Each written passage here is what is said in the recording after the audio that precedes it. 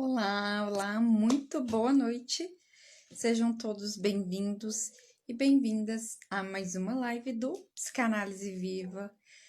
Eu sou Maria Bruna Mota, psicanalista e psicóloga, e estou aqui nesse projeto junto com a minha colega Joyce Silva, que deve estar entrando em alguns minutos.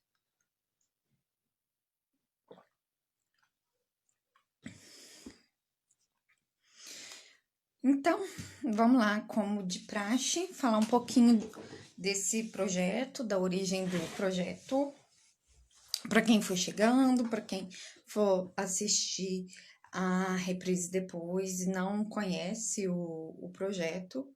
Psicanálise Viva é meu projeto em parceria com a Joyce Silva, para a gente poder falar a respeito da psicanálise. Nasceu do nosso desejo. Ei, Adriana, seja bem-vinda. Nasceu do nosso desejo em transmitir a psicanálise na atualidade de uma forma viva, de uma forma atual e de uma forma que seja passível de ser transmitida, comentada e também entendida por todos. E a Joyce já chegou para se juntar a gente. Vou ver aqui a solicitação da Joyce, ela já está entrando. Olá, boa noite. Boa noite, Joyce. Que bom te ver de volta. Tô com saudade já de participar. Ai, que coisa boa. É muito bom te ter aqui de novo. Que bom, também estou muito feliz de ter voltado. Precisava aí desse tempo, né? Tem certos acontecimentos que nos atravessam, a gente tem que dar uma respirada para voltar, né? Exatamente. Então, E não tem outro jeito, né? Não, é a pausa, né? Ou seja, a gente exatamente. pausa, deseja, assim a gente vai vivendo. Isso, estou aí de volta. Que bom. E tá de volta num momento, num tema bem polêmico, que acho que tem muito a ver com tudo que a gente está vivendo. Esse filme que, nossa, uau, que filme, né? É um filme que mexe, né? Um filme que mexe, uma temática que mexe. Principalmente nesse tempo que a gente está vivendo, acho que a gente se identifica muito com muitos pontos, que são pontos Sim, de real, que são pontos de angústia, que a gente não para pensar no dia a dia, mas que a arte tem disso, né? De ir lá naquele ponto do real que a gente não para pensar, mas que ela consegue tocar. sim, exatamente.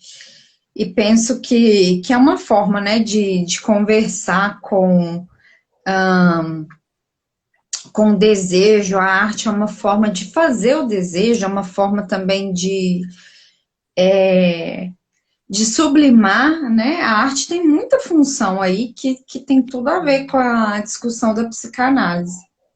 Sim, esse diálogo psicanálise e arte é um diálogo que eu amo, né? Eu sou fascinada com essa conversa. Acho que tem muito, a psicanálise tem muito que contribuir com a arte contribui muitíssimo com a psicanálise. É um casamento muito interessante. E até assim, eu fico me lembrando, né, da época da graduação, né? Apesar que a gente sabe que a graduação de psicologia não é uma obrigatoriedade, né, para o analista, muitos analistas nascem, né, desse primeiro contato, né, com a psicologia, e era muito comum, não sei na sua turma, mas a minha turma tinha muita gente que mexia com arte, né? Tinha gente que Sim, tocava, não gente do teatro, gente que cantava, eu mesma que danço, assim, tô meio aposentada no momento, temporariamente, mas uhum. na época era muito ativa, então é muita gente que gosta de arte acaba sendo puxado, fisgado pelo lado piscina. Acho que não tem como fugir da arte, né? Assim, em maior ou menor grau, todos nós nos envolvemos.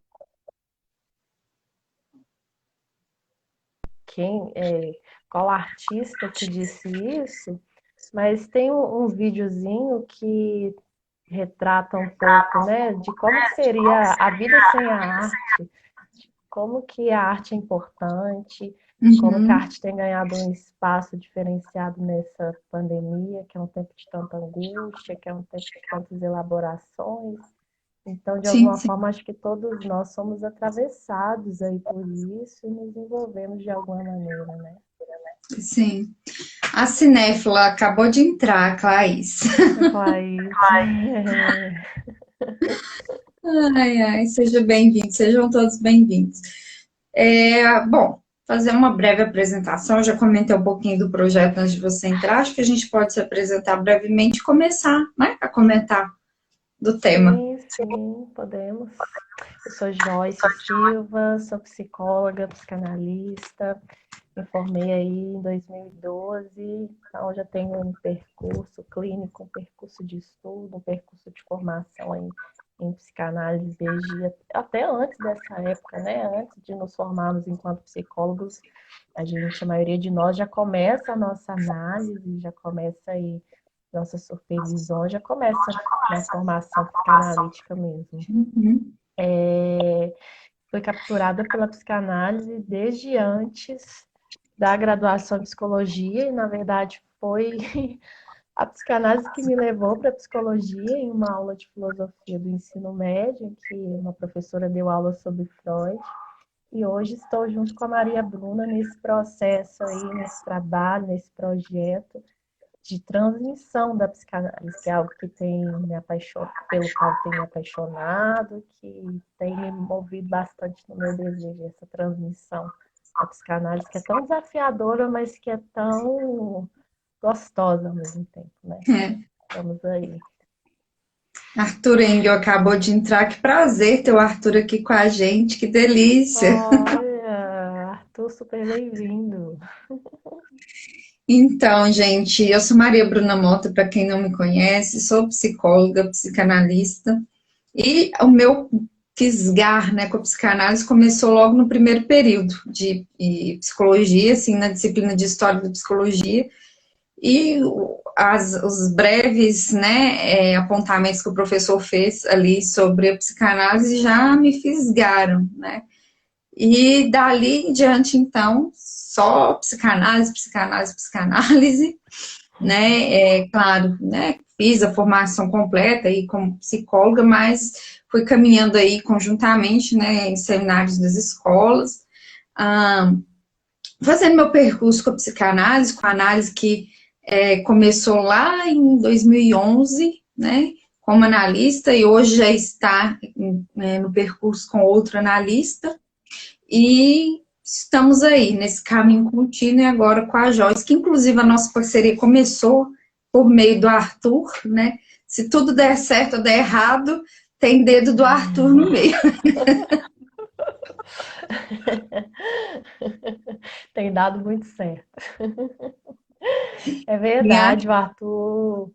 Eu conheci ele através do trabalho de transmissão da psicanálise, um trabalho excelente que o Arthur desenvolve. Quem quiser seguir o Arthur, inclusive, segue ele aí nas redes sociais, na lista de transmissão. Ele tem um trabalho muito bacana, muito rico também. E conheci a Maria Bruna por lá, através do Arthur, nessa interconexão aí, tem dado muito certo, felizmente. Exatamente, estamos juntas aí, né? Mantendo a psicanálise viva, que é o nosso projeto. E né, convido vocês também a seguirem a página do Arthur, o Instagram, participar da lista de transmissão dele, que contribui muito para a nossa formação. Convido também para seguir a Joyce, quem não segue, seguir meu Instagram também, quem não segue. E a gente também tem lista de transmissão. E a gente convida todos vocês aí para poderem fazer parte com a gente. Juntos a gente faz a psicanálise, né, caminhar. Né? Como diz o Sim. próprio Arthur, a análise não se faz sozinho, né? A gente faz em transmissão. Temos também nosso grupo de discussão, né? Se alguém aqui ainda não estiver no grupo, Psicanálise Viva, é um grupo do WhatsApp que está bombando, está super ativo, o pessoal está bem engajado, tem funcionado bem legal esse grupo de discussão.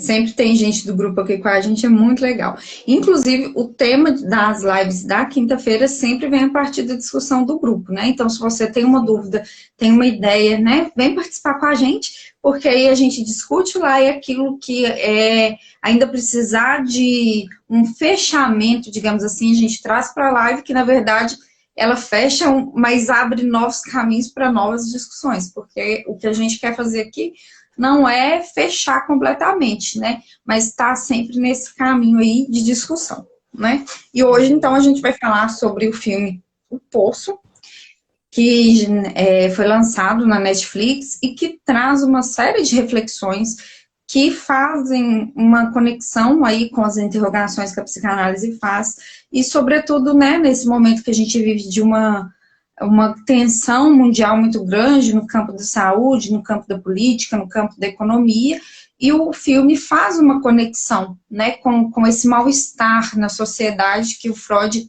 traz desde o mal-estar na civilização e que está sempre atual. Uhum. Todo mundo aqui já assistiu ao filme? Acho que seria interessante quem assistiu poder trazer alguma contribuição, algum comentário, alguma impressão para a gente começar aí essa discussão. É um filme que instiga bastante, que desperta bastantes emoções na gente. Então, quem assistiu, eu tenho certeza que tem muito o que dizer. Ô, Su, comenta um pouquinho então o que, que você achou do filme aí. A Clarice também, com certeza, deve ter assistido. É mais fácil perguntar o Sim. que, que a Clarice não assistiu, né? Porque todo mundo É, comenta no grupo, ela vai lá e fala. Eu já assisti, mas é muito legal. Isso é bom, né? Quando a gente tem algo assim para dialogar, alguém que gosta para ajudar na condução.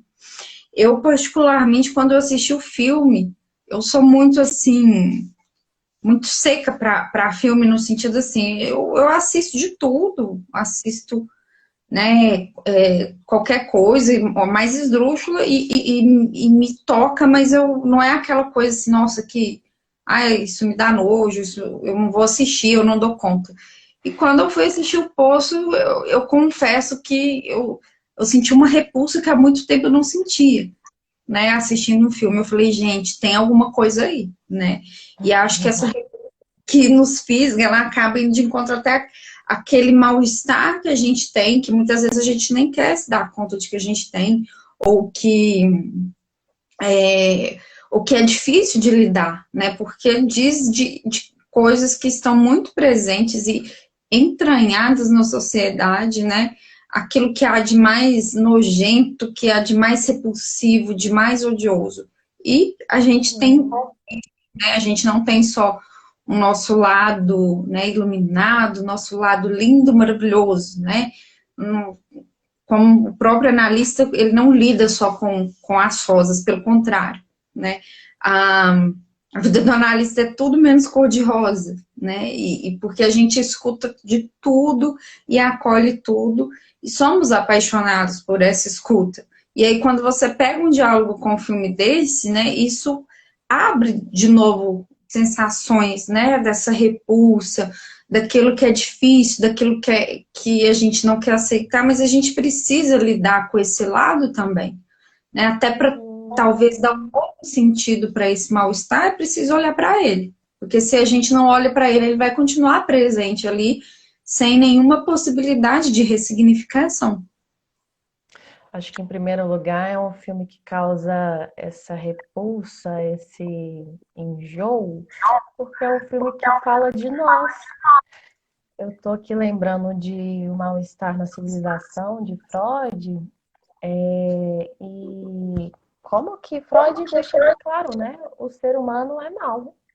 O ser humano tem pulsões de morte, o ser humano tem impulsos de destruição, e se não fosse aí o simbólico para mediar isso tudo, nós nos mataríamos uns aos outros. Então, acho que em primeiro lugar é um filme que mexe com todo mundo, porque é um filme que escancara a nossa animalidade, a nossa humanidade, tudo aquilo que a gente tem de pior dentro de Uhum. nós. que hoje na nossa sociedade se manifesta e de alguma forma não deixa de estar presente, mas que mesmo se manifestando aí nesse real da sociedade, ainda não é algo que muitas vezes nos implica, né? Como a gente falou no início, a arte tem essa sutileza de nos tocar aí no nosso ponto mais íntimo, né? Então, Uhum, talvez esse filme cause esse desconforto todo, porque a gente se vê ali de alguma forma. uhum.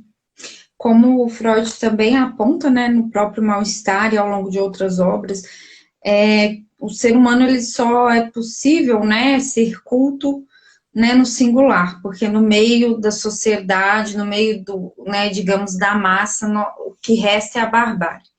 E acho Sim, que... Luciano Oi? Mendes até comentou aqui, né, a nossa desumanidade, é isso mesmo. Sim, sim, Aquilo que mais nos aproxima do desumano do animal, né? exatamente. E a gente tem isso. E talvez em condições como aquelas que o filme, né, retrata, qualquer um de nós está passível de alcançar essa animalidade. Porque quando você tira tudo aquilo que humaniza o ser, o sujeito, toda a linguagem, né, a arte, tudo aquilo que humaniza, né, vai restar o bárbaro. E em condições extremas, né, o sujeito ali tende a desaparecer para dar lugar a essa barbárie, digamos assim. Né? Então, acho que parte dessa repulsa também vem porque a gente sabe que, de alguma forma, né, mesmo que inconscientemente ali, mas consciente também, e tudo que é inconsciente é nossa, é responsabilidade nossa, que de alguma forma a gente tem aquilo ali, né, de forma sutil no dia a dia, e também de que a gente pode vir a ser daquela forma, né, a ter atitudes daquela forma, se colocados em condições como aquela, né, e pensando Uhum. assim nessa questão que a gente vive as questões políticas, né? Acho que se a gente for pegar a história da política no Brasil, desde a descoberta do país, a coisa bem, assim, enraizada mesmo, a gente tende muito a projetar, né, algumas coisas no outro, né, usando esse termo que é até mais junguiano, talvez, mas muitas vezes a gente coloca a responsabilidade desse mal-estar no outro e esquece que a gente tem uma responsabilidade com esse mal-estar. E que muitas vezes ele não é causado só por esse outro, né? Ele tem um dedo nosso também. Uhum. O filme até retrata isso, né? Eu já tinha assistido ao filme e voltei nele hoje para dar uma relembrada em alguns pontos, e se anotei algumas coisas aqui. Tem uma fala do Trigamassi, né? Aquele senhor, Trigamassi mesmo, aquele Uhum, senhorzinho que ele, desde o início do filme, ele fala assim: se eu te matar para te comer, eu não sou responsável. Responsáveis são as pessoas que estão acima de nós, que comeram toda a comida, responsáveis são os administradores, eu não sou responsável pela sua morte. Então, tem aí uma terceirização da responsabilidade, né? Como se o responsável fosse o sistema, fosse a política, fosse o presidente, fosse o outro, mas nunca eu me implicando na minha responsabilidade em cada um dos contextos e das situações que me cabem, né? Então a gente vive muito isso hoje também, né? uhum, Essa desresponsabilização do sujeito, tem sempre um bode expiatório, tem sempre o culpado para as mazelas de tudo. E nesse processo ninguém se implica, ninguém se pergunta e a coisa continua como ela está, né? A partir da uhum. retificação subjetiva, a gente sabe que é possível mudar alguma coisa. E nesses tempos, né, nós temos vivido, nesse simbólico tão frouxo, nesse pai simbólico que, que caiu aí de certa forma, nós temos vivido uma era de desresponsabilização do sujeito muito grande, né? Uhum. Exatamente. E nesse contexto da pandemia, há também talvez, culpabilização até a nível cultural, né? É, pensando que a culpa é de um governo específico ou que a culpa é de um país específico, né? Enfim, a responsabilidade de cada um nisso, de cada país, de cada sujeito, de cada cidadão, enfim. Mas a questão é que, independentemente de onde, como, quando começou exatamente, todos nós estamos implicados, todos nós estamos presentes nesse momento. Então, há de ser responsabilidade nossa fazer alguma coisa com isso, né? Não tem como deixar isso só para o outro resolver, né? Por mais que a gente negue, o fato é que a gente está nisso, a gente está inserido nesse momento e não tem como não responder alguma coisa, né? O pessoal está comentando aqui, a Márcia falou, né, sobre essa questão da vitimização, e eu fico pensando muito nessa questão da vitimização nos contextos, assim, da luta de minorias, né? Eu acho que é super válido todo protesto, toda luta, mas é preciso pensar em que medida alguns protestos, às vezes, também não vão por esse lado da vitimização, ao invés do lado de uma retificação, né? É algo que lanço aqui, né? Enfim. É, eu acho que não só das minorias, né? Mas se a gente for pensar todo o discurso que só culpabiliza o outro, é um discurso que não promove nenhum movimento, né? Se eu tenho uma causa que é legítima, mas eu não me implico nela de alguma forma, apenas culpar o outro não causa nenhum movimento.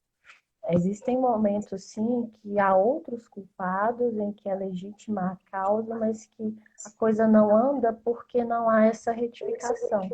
Então, em toda causa, em toda luta, em todo protesto, eu acho que o que faz a coisa caminhar é, sim, mostrar para o outro lado que existe ali uma desvantagem, um privilégio, mas, ao mesmo tempo, nos posicionarmos enquanto agentes de um discurso e não enquanto objetos passivos que só vamos receber do outro aí alguma solução, né? Porque Uhum, até nos colocarmos nessa posição de que é o outro quem resolve para nós, não nos tira de um objeto aí na mão desse outro, né? Então é interessante que nesses uhum, movimentos de luta, de reivindicação, se haja sim uma postura ativa do lado de quem reivindica, para que o discurso possa caminhar em um outro sentido. uhum, Senão fica uma guerra de embates, né? Um culpando o outro o tempo todo. uhum.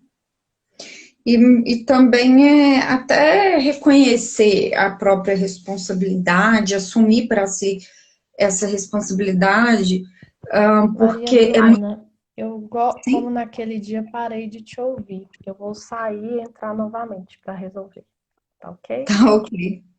Gente, vocês estão me ouvindo ou é só a Joyce? Se vocês não estiverem me ouvindo, vocês me falam, viu? Porque aí eu preciso saber se é com a Joyce ou se é aqui no meu aparelho. Aí vocês me falam se vocês não estiverem me ouvindo, tá? Deixa eu adicionar a Joyce aqui de novo.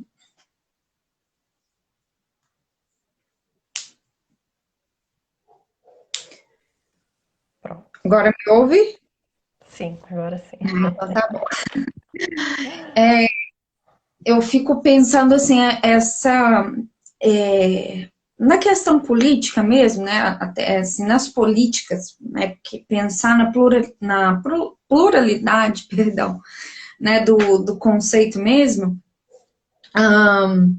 É muito comum ver na luta por espaço político, ver, ao invés do empoderamento de um lado, mas atacar o outro lado, né? E eu fico pensando, o que é possível construir a partir de um ataque que não tem uma ressignificação, né? Eu falo isso de um modo geral, né? Porque eu acho que a psicanálise tem que ir para além dessa questão partidário, enfim, de lados, né? Mas falo no sentido assim, é, de mostrar, de assumir para si, mostrar o que eu tenho de bom e o que eu tenho que não tá tão legal assim, o que eu preciso melhorar enquanto cidadão, né? enquanto político, porque senão fica naquela coisa, né, do outro, do outro, do outro e eu, né? Aí aquilo que você falava, né, do discurso, né, que ao invés de assumir esse lugar, o sujeito está sempre em um objeto passivo. Uhum. E o filme, ele trata bem isso, né? Estou aqui lembrando de algumas cenas, quando as pessoas elas tentam convencer as outras de que o melhor é guardar o alimento para que todos comam, elas usam da violência para isso, né? O primeiro insight, a primeira ideia é pegar uma barra de ferro e convencer na marra de que o ideal é guardar comida para todos, né? E isso não traz uma solução efetiva, nem no filme trouxe, nem na vida cotidiana trouxe. Se fosse assim, as guerras resolveriam os problemas, a violência resolveria o problema, dar uma arma para cada cidadão resolveria o problema, e a gente sabe que isso não resolve o problema, né? Isso são saídas imaginárias, né? Então, de alguma forma, assim, talvez pensar nessa perspectiva mais social, o que que é isso que está faltando hoje? O que que é isso que caiu que faz com que esse cenário de violência, esse cenário de tentar forçar o outro a todo custo a concordar com meus ideais, o que que é isso que caiu que viria a mediar essas relações aí, se estivesse presente, né? Então, E acho que de alguma... Pode falar. quando você diz isso, eu não deixo de pensar na questão do nome do pai, né? E desse Uhum, declínio que a gente vê do nome do pai, né? Não é uma queda exatamente, mas é um declínio no sentido de que o nome do pai ainda existe, mas de um outro lugar, né? Meio naufragado, é meio um lugar assim destruído, mas que existe, né? É aquilo que antes assim os pilares sociais, né? O próprio Durkheim fala disso, né? Que a igreja, a política, a família. Hoje a gente não acredita nem na religião, a gente não acredita na política, a gente não acredita na família, né? E ambos, né? Esses três pilares sociais, né, as instituições escolares também, eles têm um papel muito importante na cultura, na civilização. E quando eles têm esse enfraquecimento, né, o nome do pai ele enfraquece junto, porque muitas vezes a gente sabe que uma instituição para determinado sujeito, determinada criança vai funcionar como o nome do pai, né? E aí a gente não tem isso, né? A gente tem famílias e hierarquias cada vez mais emaranhadas, né? Não, você não tem uma fronteira nítida, tá tudo muito difuso, muito, muito bagunçado, e o sujeito se perde no meio daquilo. uhum.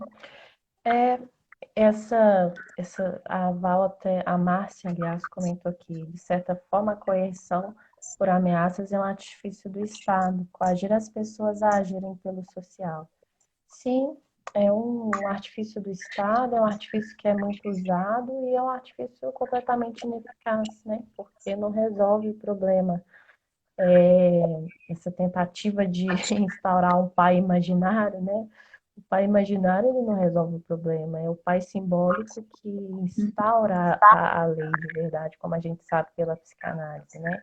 Então é interessante aquela ideia que o filme traz de levar uma mensagem.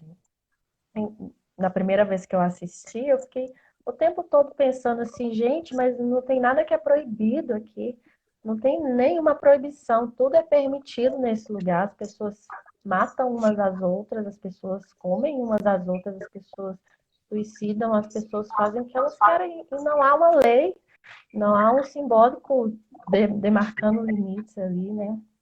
Uhum. Então, essa tentativa de levar uma mensagem é o movimento, né, de um ideal aí, de uma construção de um ideal, da construção de algo simbólico que resgate esses valores ali, para que seja possível uma vida em sociedade ali naquele lugar, né? E é justamente nessa época que nós vivemos em que os ideais estão tão enfraquecidos em que as pessoas não têm mais, não acreditam em mais nada, é exatamente nessa época que a violência mais cresce, né?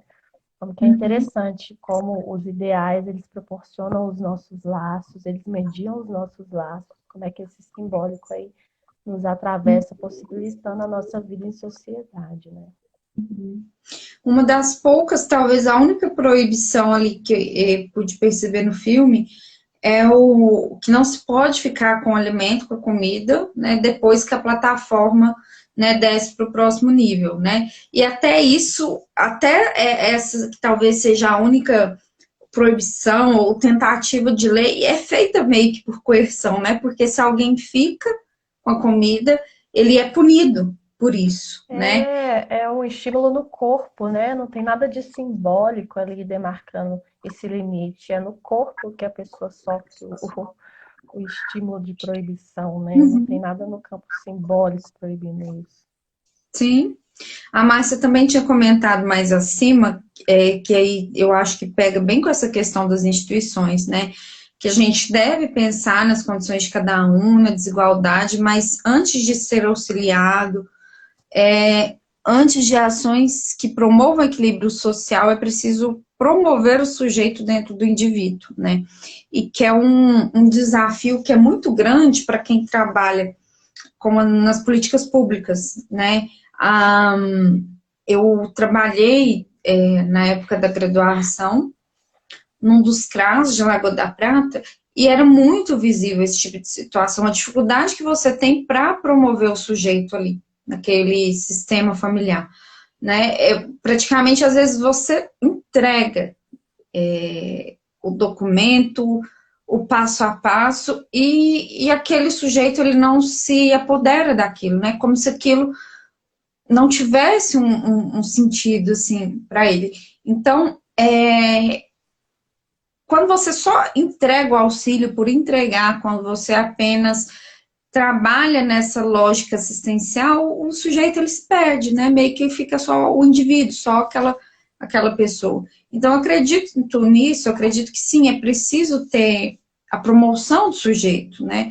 Apostar que daquele indivíduo ali que está, né, alienado no seu meio, no seu território, possa renascer, né? Não é nem nascer, mas acreditar que tem um sujeito ali que está ofuscado e que ele possa renascer.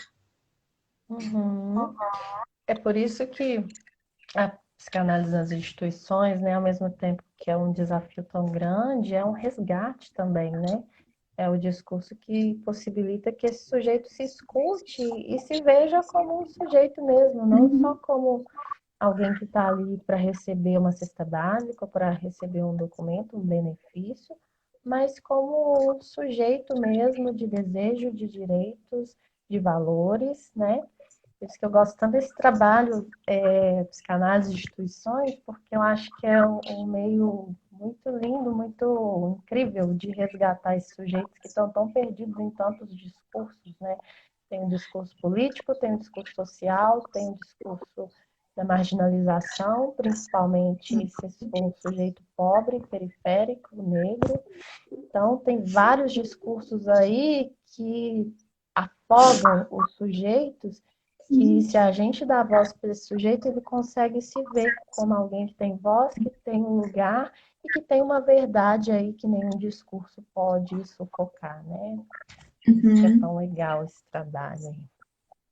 Sim, e pensando nessa questão que você traz a respeito do negro, da periferia, eu acho importante a gente olhar para a questão do racismo, para a questão da luta no Brasil como de uma forma mais abrangente, né? É, até porque a gente tem registros históricos de isso assim, né? Há algumas décadas e centenas de anos aí de negros escravizando negros, né? Então acho que é importante pensar de onde que vem, de onde que é a raiz, né? Porque senão a gente começa a criar um outro preconceito, um preconceito com a pessoa branca também, né? E eu tenho pessoas, assim, em meu entorno, conheço pessoas negras maravilhosas, assim como brancos, amarelos, enfim, né? Eu adoro a diversidade cultural e eu conheço pessoas que não enfrentaram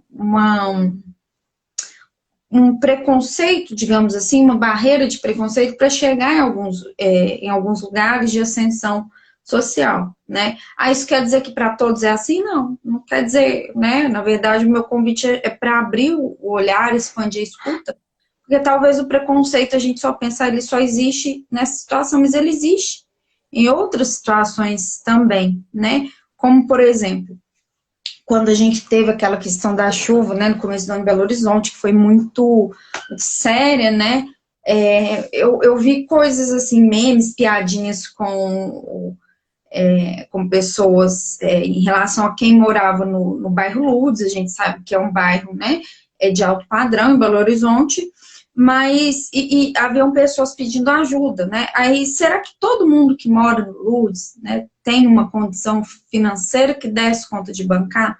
Né? Por que que eu vou julgar a partir de um estereótipo, né? Que eu vou ficar sustentando esses estereótipos ao invés de escutar o sujeito ali, né?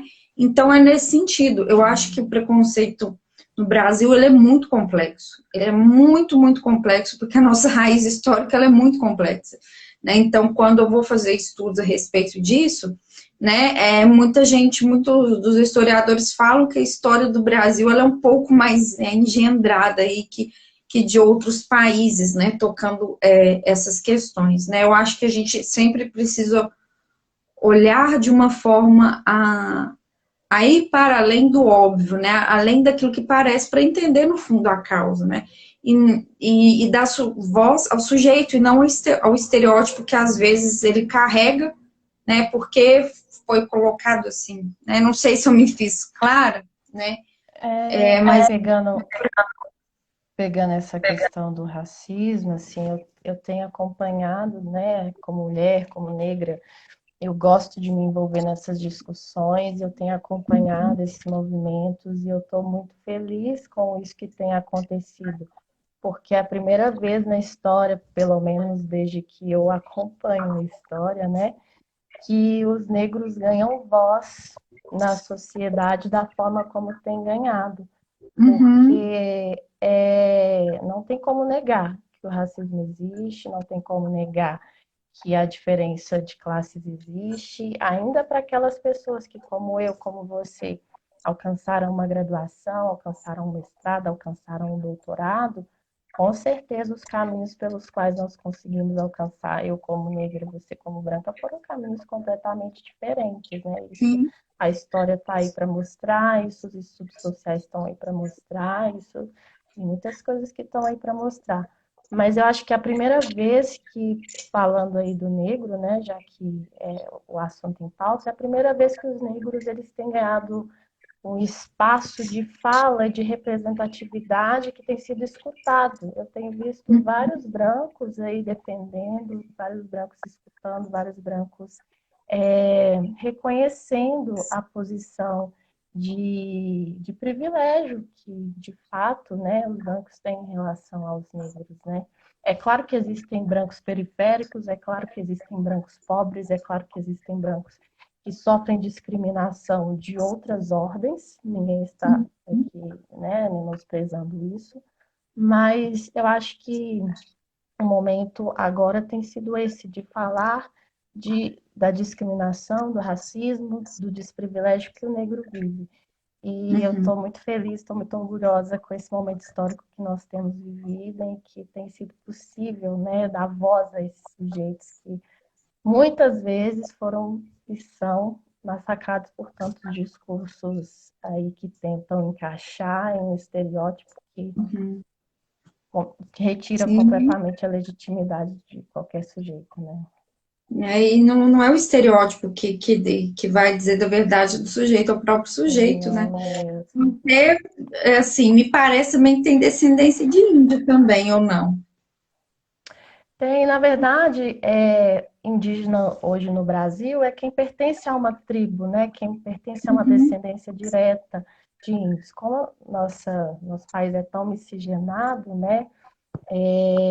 falar de índios, falar de negros é falar de classes bem distintas, mas os índios, sim, também sofrem muito preconceito, também estão aí numa luta muito grande, mas eu toquei no ponto da temática do negro porque é o que está em voga aí, né? Então, tem todo esse discurso aí em volta desses pontos. Sim, né? E eu fico assim, é quase que. Quando eu era criança na escola, eu ficava revoltada quando a gente tinha que responder aquelas coisas de raça, né? Eu falo, gente, mas a gente vai ser diferente por causa da cor da pele? Como assim? Raça negra, raça branca, raça parda? Aí eu Para uma ficava criança é difícil entender isso com toda, assim. né, a ingenuidade, né? Não, e olha assim, eu ficava comparando com os cachorrinhos, porque assim, você pega um poodle, por exemplo, a raça poodle. Você tem poodle branco, poodle bege, poodle preto. Você não diferencia por causa da cor ali, do pelo, né, do animalzinho, mas por causa de outras coisas. Então, assim, pra mim, isso nunca entrou, assim, né, muito na minha cabeça, né? E eu sempre convivi muito com a diversidade. Meu pai era negro, tem tias negras, né? Eu sempre falei com a Claís no grupo do Sotaque Gostoso dela, que me causa nostalgia, porque a família do meu pai, ela vem da Bahia. Então, assim, para mim conviver com a diferença sempre foi muito comum, sempre foi muito tranquilo. E eu acho, assim, que a diferença é que nos torna, né, sujeitos, né? E acho muito bacana pensar na diversidade. Então, quando eu entendo enquanto analista, enquanto estudiosa, né, as origens de estudo, mas o meu lado humano fica assim, qual que é o sentido disso? Né? Qual que Uhum, é o sentido de separar as pessoas? Por que a uhum, gente não talvez até pela sua história de vida, né, de ter um pai negro, de ter pessoas negras na família, né, para você seja natural esse convívio. Mas o Uhum, fato é que isso para 95% da população não é, né? Existe aí uma diferença social, política, ideológica em vários níveis que é muito grande, sim, né? E é sobre isso que a luta ela trata, né? Mas que bom que você teve esse convívio, que você tem essa experiência, né? É mais uma aí para dar voz aí a nós que estão tentando ter voz aí no mundo de discurso e sim, tenta com tirar toda a voz desse certeza. jeito. Eu, é, eu sou super a favor de toda discussão. Quando eu penso nessa questão do racismo, até assisti essa semana, tem um vídeo daquele ator, Morgan Freeman, que ele fala sobre essa questão do racismo, que ele é questionado em como acabar o racismo. E, o, e ele fala que o jeito de acabar com o racismo é parando de falar disso. Eu fico assim, eu entendo a lógica que ele coloca, mas eu não sei se é possível acabar com uma coisa, com Sem algo, com falar uma dela, né? ideia. Oi? Vai na contramão até do que a gente trabalha, né? Sim, então eu entendo a lógica que ele propõe, mas eu acho que não, assim, eu não sei se é uma lógica viável, né?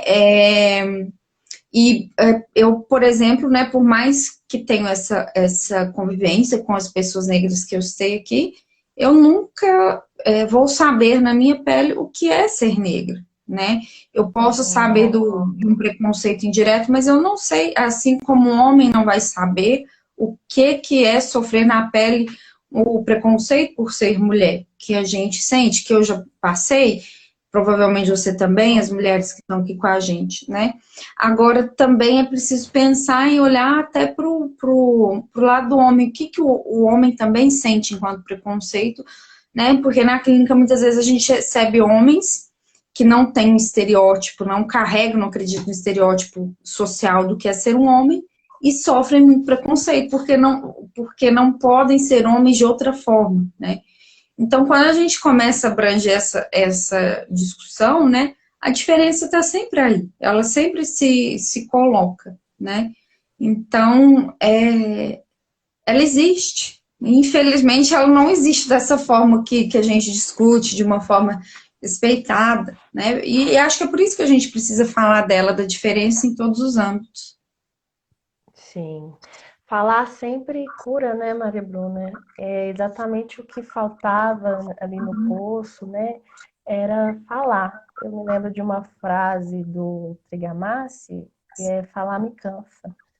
E era exatamente Uhum. isso, né? As palavras eram pouco empregadas, não havia um discurso, não havia uma coisa que enlaçasse ali a coisa de modo a promover mudanças ali, né? Então, sim, eu sou suspeita para falar nessa crença da cura pela fala, da fala como saída, porque é pela fala, né? Que a gente faz construções, que a gente muda discursos, que a gente sai de posicionamentos, é falando para se escutar e para escutar o outro, né? Sim. A Maria comentou aqui, ela está pensando nessa questão dos pilares sociais, né, que perde valor, né, como a escola, né, que em contrapartida os indivíduos entregam suas vidas a elas. Exemplo, pais que largam mão da educação dos filhos, né, eu acho, imagino que e ela complementou, deixando tudo em cargo da escola.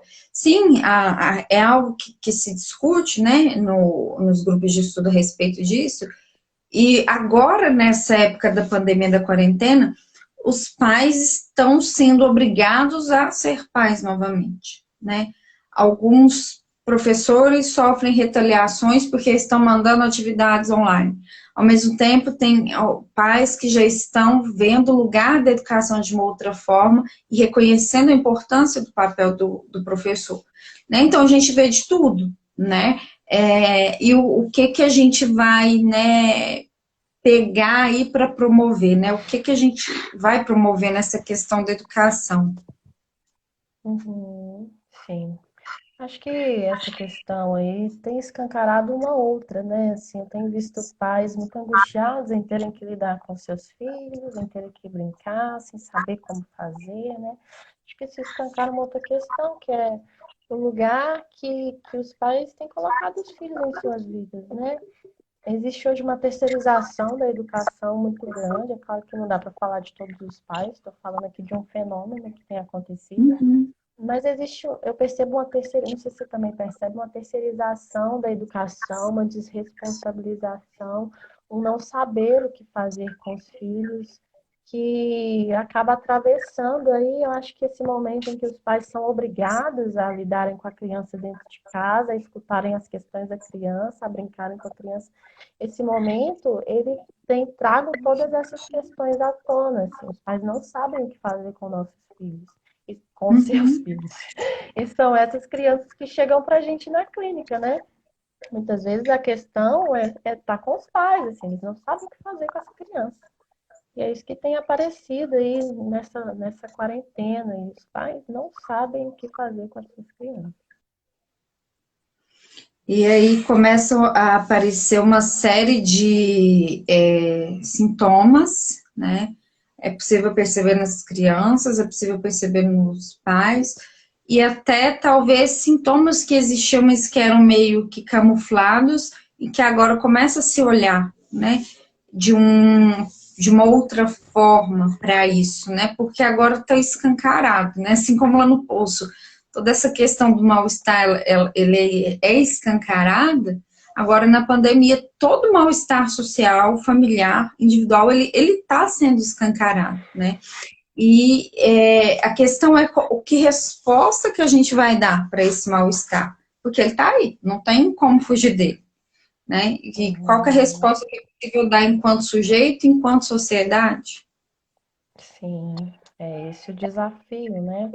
Tem a frase que o Trigamassi repete muito, que é o é óbvio, é óbvio, é óbvio. Esse significante, ele rodeia o filme, né? E é impressionante como que o absurdo ficou óbvio, né? Como que é óbvio alguém usar do seu privilégio social para desmoralizar uma pessoa, como que é óbvio a morte, como que é Uhum. óbvio que eu tenha e o outro não tenha, como que é óbvio, né? Todas essas barbaridades sociais que a gente vê se tornaram óbvias, e isso é muito Uhum. preocupante, né? Quando o Sim. absurdo se torna óbvio, é sinal que tem algo de doente em nós. E aí, o que que a gente vai fazer com isso, né? Qual o papel do analista, né, nesse momento, né? Como que o analista vai escutar esse mal-estar, né? E ser uma ponte aí para que o sujeito possa, né, renascer de uma aposta. Uhum. É muita complexidade, né, que esse filme coloca, né? Tem um outro filme também, que talvez possa ser diálogo em alguma live, é o Parasita, né? Não sei se você assistiu, Joyce, Não. mas é muito assim interessante a questão, né? Uma família que ocupa um lugar que não é dela, assim, no sentido de fingem ser pessoas que não são, né? E todos os engendramentos aqui, não dá para comentar muito, senão eu vou ficar dando spoiler, mas é muito interessante, né? Pensar do ponto de vista, né? Da diferença de classes que é apresentada nesse outro filme, né?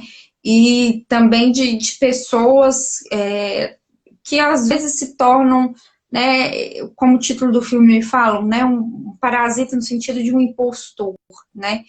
E aí ele traz também, pelo menos me trouxe essa questão, o que disso é do sujeito, o que disso é uma construção social, do meio social, né, da cultura, né? Então, é bem isso, né? Então, tem uma responsabilidade social? Tem algo que é social, só que a gente tem que lembrar que a sociedade é feita de indivíduos, somos todos nós, então a gente tem uma responsabilidade nessa sociedade, sim. E é para isso que a psicanálise nos chama, né? Pensando aí no lugar da psicanálise, nessa provocação que você fez, assim, talvez seja esse lugar de chamar os sujeitos para sua responsabilidade nesse mal-estar todo, né? E além disso, chamá-lo nessa responsabilidade exatamente para poder dar a ele um lugar, uma voz, uma posição de sujeito e não de objeto no meio, nesse meio social tão caótico, né? Porque o objeto ele não tem saída. A saída ela vem a partir da conscientização de que eu sou um sujeito que tem escolha e que tem o poder de fazer movimentos na minha vida. Olha, acho que se fechou assim, de uma forma belíssima.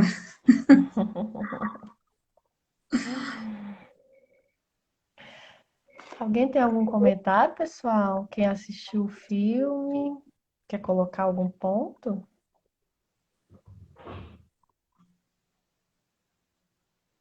Todas as ideias são muito bem-vindas. Com Todos os certeza. comentários aqui são muito bacanas. Acho que é um filme que mexe tanto que às vezes nos deixa sem palavras também, né? Coisa engasgada que a gente não consegue nem dizer, muitas vezes. Que é Mas uma como sempre, possibilidade.